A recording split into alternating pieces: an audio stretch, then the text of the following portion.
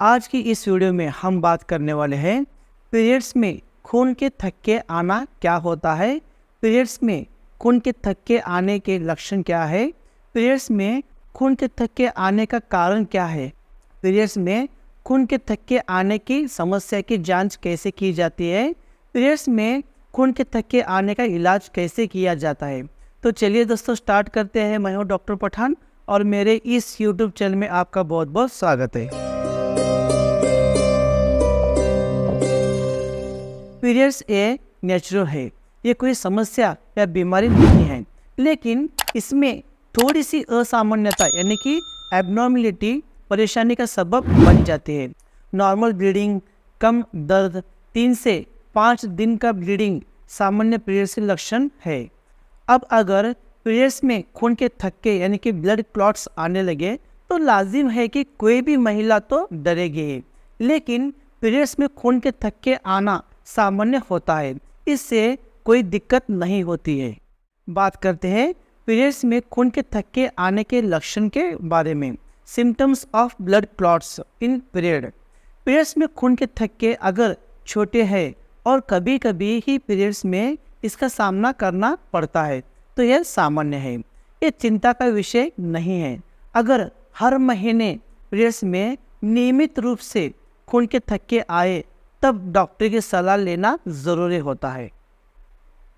Periods में असामान्य खून के थक्के का आकार 1/4 बड़ा होता है और ये कम अंतराल में आते हैं। ये स्थिति बिल्कुल भी सामान्य नहीं होती। ऐसा होने पर हर 2 घंटे में पैड या टेम्पोन बदलना होता है। ऐसे में लापरवाही करने पर इमरजेंसी की स्थिति बन जाती है। बात करते हैं पीरियड्स में खून के थक्के आने के कारणों के बारे में। Causes of blood clots in periods. Periods में खून के थक्के क्यों आते हैं, ये एक इम्पॉर्टेंट विषय है। हालांकि इसके बारे में कम महिलाएं सोचती हैं। ज़्यादातर उन महिलाओं को दिक्कत होती है जो चाइल्ड बियरिंग यानी कि बच्चे पैदा करने की उम्र की अवस्था में होते हैं। इस उम्र में यूटेरस लाइन पीरियड्स में खून बन के बहने लगती है। इस लाइन को एंडोमेट्रियम भी कहते हैं। एस्ट्रोजन हार्मोन को रिस्पांस देने के लिए एंडोमेट्रियम बड़ा और चौड़ा हो जाता है। इससे फर्टिलाइज हुआ एग को सपोर्ट मिलता है। अगर प्रेगनेंसी नहीं होती है तो दूसरे हार्मोन यूटेरस लाइन के साथ बहने लगते हैं। इसे ही पीरियड्स यानी कि मेंस्ट्रुएशन कहते हैं। जब यह लाइन खून, म्यूकस और टिश्यू के साथ मिक्स होकर बहती है तब ये मिक्सचर यूटेरस से निकलकर सर्विक्स में और सर्विक्स के बाद वजाइना से बाहर आ जाता है। पीरियड्स के दौरान शरीर में एंटीकोएगुलेंट बनता है। ये खून को पतला कर ब्लड क्लॉट कम करने में मदद करता है। जब एंटीकोएगुलेंट बनना कम हो जाते हैं तो खून के थक्के यानी कि ब्लड क्लॉट्स आना शुरू हो जाते हैं। पीरियड्स पर हार्मोन का असर पड़ता है और इससे पीरियड्स में हैवी फ्लो भी हो जाता है। हैवी फ्लो के कारण पीरियड्स में खून के थक्के आना शुरू हो जाते हैं। खून के थक्के आने के कुछ और कारण भी हो सकते हैं। पहला कारण है यूटेरस में रुकावट होना यानी कि यूटेराइन ऑब्स्ट्रक्शन। यूटेरस की दीवार पर एक्स्ट्रा दबाव आने पर पीरियड्स में ज़्यादा ब्लीडिंग और क्लॉट्स आने लगते हैं। दूसरा है फाइब्रॉइड। यूटेरस में फाइब्रॉइड के कारण भी हैवी ब्लीडिंग होने लगती है। यूटेरस में नॉन कैंसर ट्यूमर बनने और हार्मोनल बदलाव के कारण भी पीरियड्स में खून के थक्के आने लगते हैं। तीसरा है एंडोमेट्रियोसिस।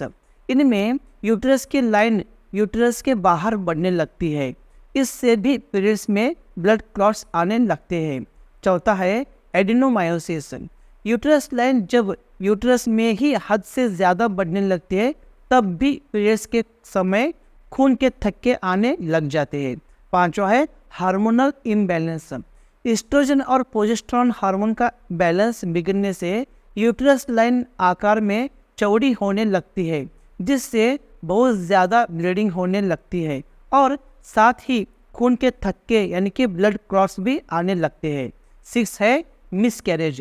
प्रेगनेंसी होने पर जब किसी वजह से मिसकैरेज हो जाता है तब भी ब्लीडिंग के साथ क्लॉट्स आने लगते हैं। बात करते हैं पीरियड्स में खून के थक्के आने की समस्या की जांच कैसे की जाती है? Diagnosis of blood clots in periods. Periods में खून के थक्के आने की जांच करने के लिए डॉक्टर आपकी मेडिकल हिस्ट्री की जांच करते हैं। इसमें वो आपसे pelvic surgery, birth control pills और प्रेगनेंसी से जुड़ी कुछ बातें पूछ सकते हैं।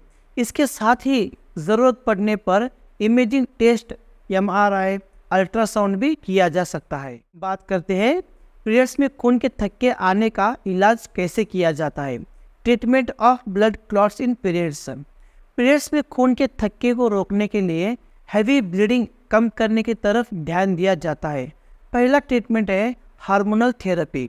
यूट्रस लाइन की ग्रोथ को कम करने के लिए birth control pills, intrauterine device और दूसरी दवाइयों का इस्तेमाल किया जाता है। दूसरा है सर्जरी। कुछ केस में सर्जरी करने की ज़रूरत पड़ जाती है। वैसे तो डायलेटेशन एंड क्यूरेटिव यानी कि DNC प्रोसेस का इस्तेमाल मिसकैरेज के बाद किया जाता है, लेकिन खून के थक्के को रोकने के लिए इस प्रक्रिया का इस्तेमाल किया जाता है। अगर फाइब्रॉइड के कारण खून के थक्के आ रहे हैं तो फाइब्रॉइड को हटाने के लिए मायोमेक्टोमी सर्जरी की जाती है। अगर यूट्रस में फाइब्रॉइड छोटा है तो लैप्रोस्कोपिक सर्जरी भी की जा सकती है।